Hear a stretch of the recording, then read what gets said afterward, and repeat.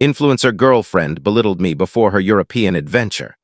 By her return, I had transformed everything. I'm Damien, a 27-year-old guy who, for a time, supported my girlfriend Selina's dream of becoming a social media star.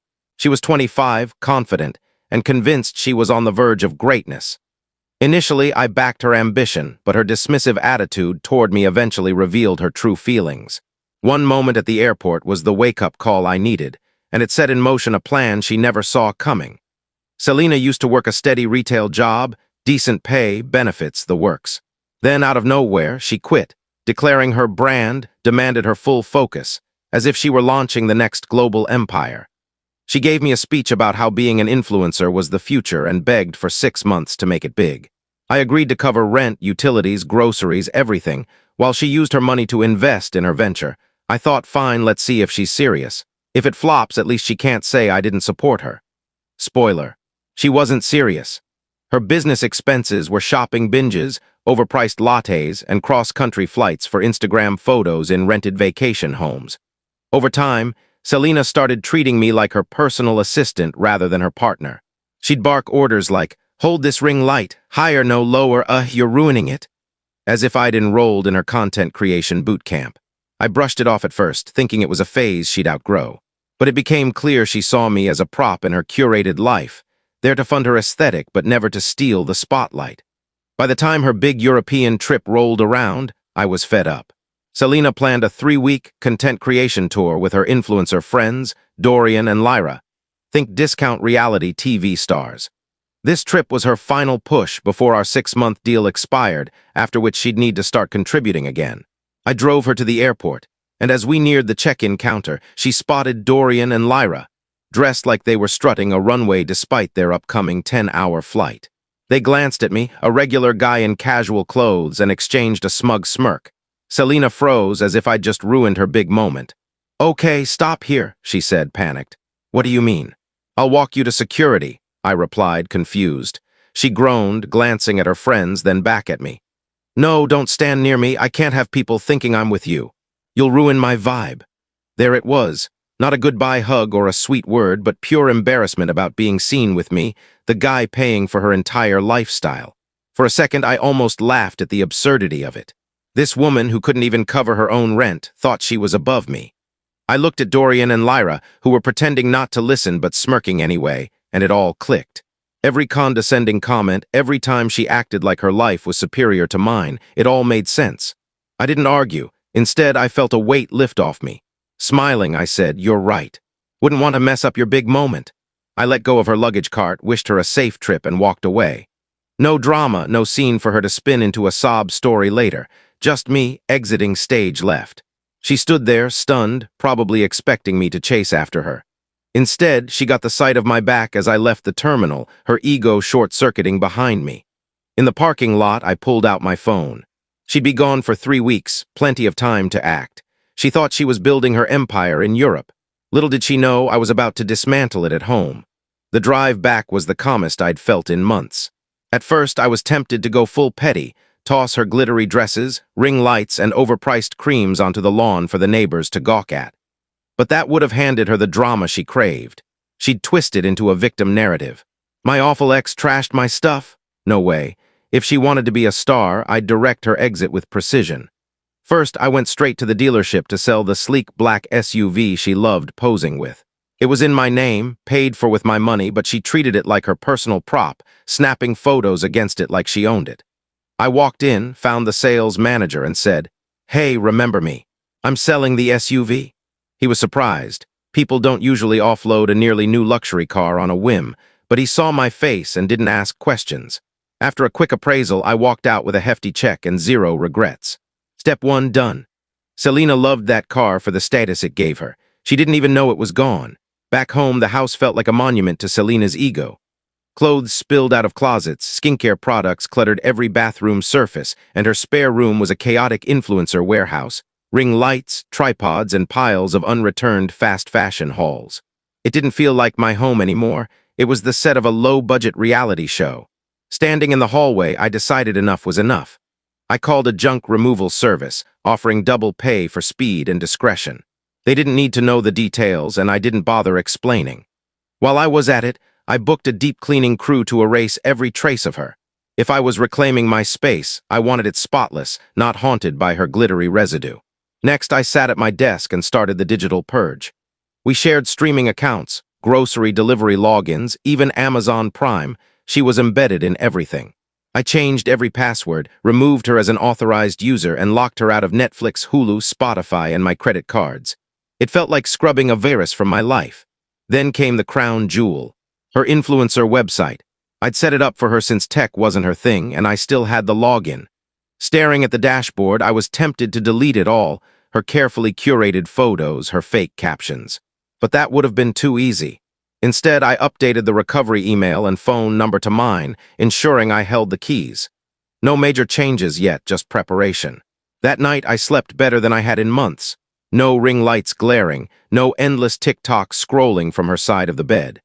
Just peace and the knowledge that Selena's brand was about to get a very different relaunch. The next morning, I scheduled a locksmith.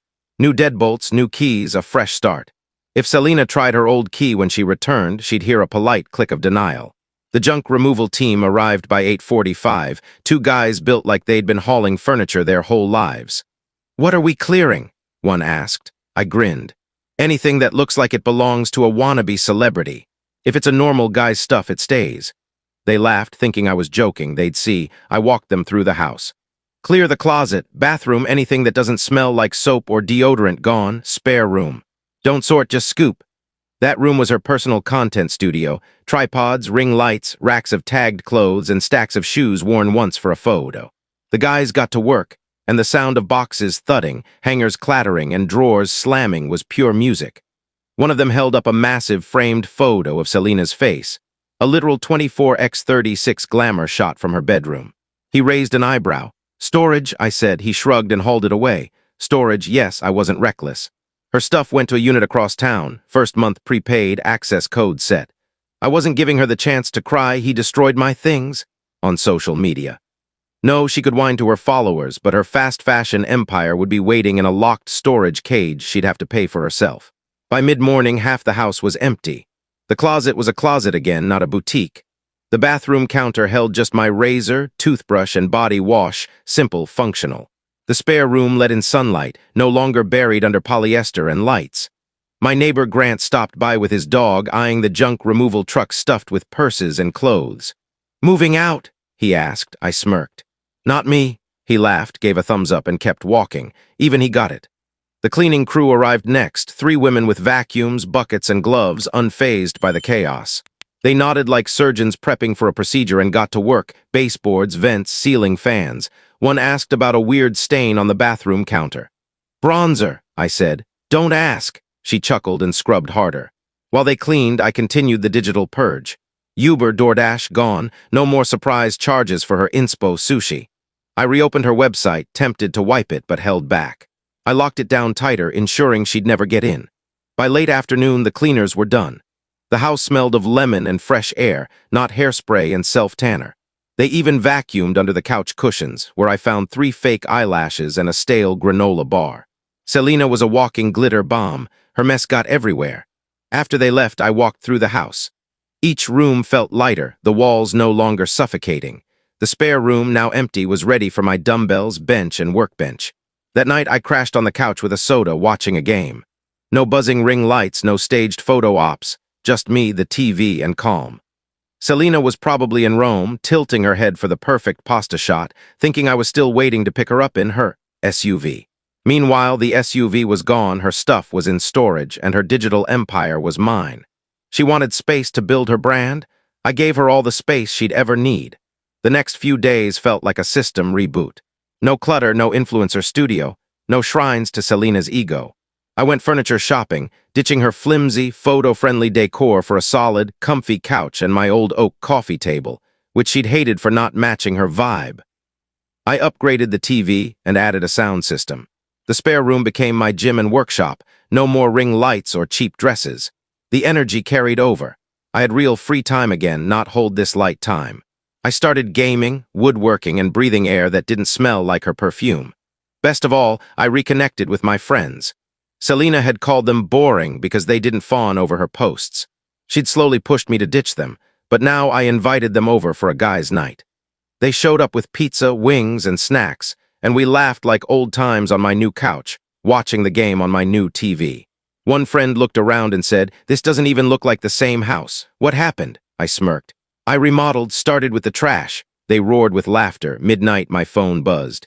Selena sent a photo of herself pouting in front of the Eiffel Tower. No text, just a flex. I showed the guys and they groaned. "Still at it?" one asked.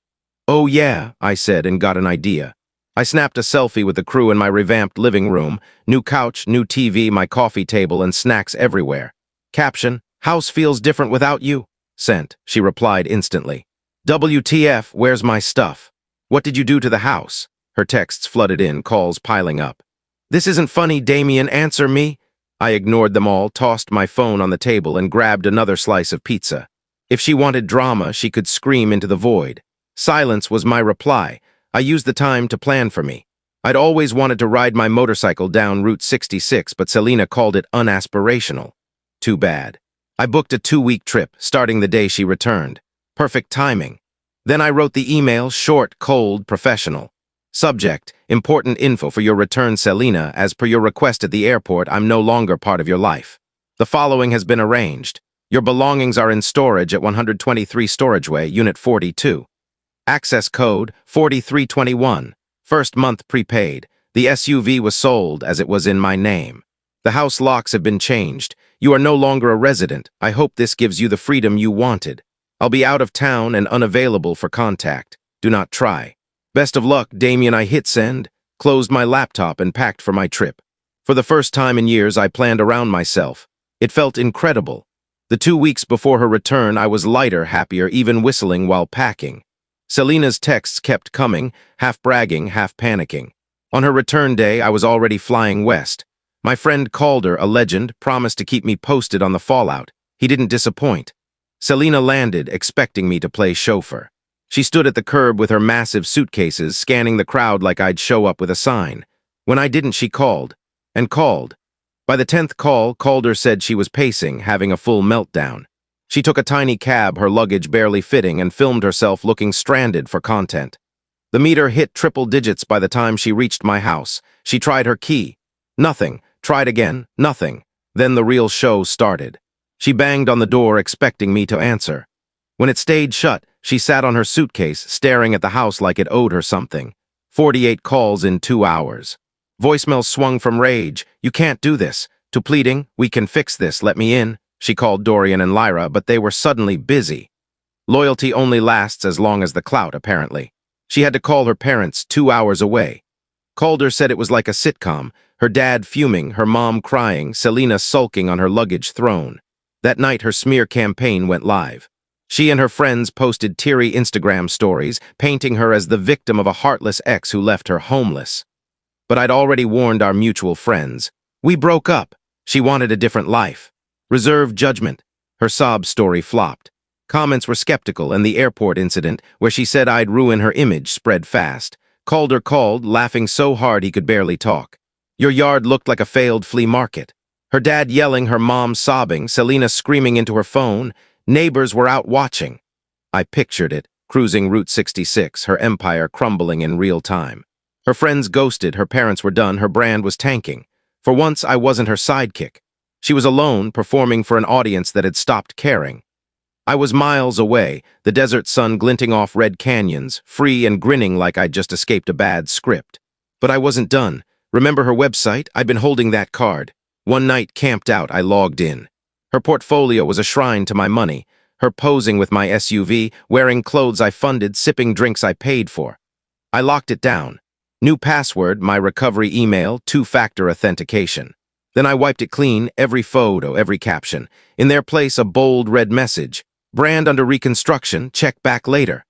I hit publish, closed my laptop, and smiled wider than ever. Calder said a fan spotted it and sent her a screenshot. Selena lost it, going from poised, wine-sipping selfie to unhinged in seconds.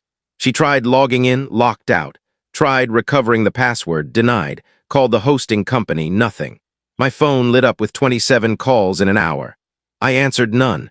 When her victim posts about me hacking her site didn't work, she tried legal threats. A week later, my lawyer called, practically giddy. Selena sent a demand letter claiming I owed her the house, the car, and support for ruining her career. My lawyer sent a reply that was pure devastation.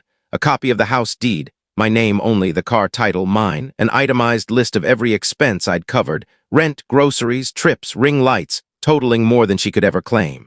The kicker, if Miss Selena Arlo pursues this, Mr. Damien will countersue for reimbursement. We advise her to reconsider. Translation: try us. We'd love to tear you apart in court. My lawyer said he laughed signing it. The threat stopped cold. No car, no house, no website, no career. Her friends ditched her, her parents were over it, and the law wouldn't touch me. Her online presence vanished. No posts, no quotes, no selfies. Just screenshots of junk removal receipts circulating for laughs. I dismantled her world without raising my voice. No fights, no begging, just logic, receipts, and silence. That was the fatal blow, and it felt incredible to deliver it. Back from my trip, I was a new man. No stress, no buzzing phone, no staged photos. Just me, the road, and the kind of quiet you don't know you're missing until it's yours. I parked my bike in the garage, walked into my clean, reclaimed house, and felt like I'd hit the reset button on my life. Selena wanted me out of her spotlight. She got her wish and lost everything else in the process. Thank you for watching my story. If you enjoyed it, please subscribe and press the bell icon. Stay tuned for more real-life stories, get more experiences.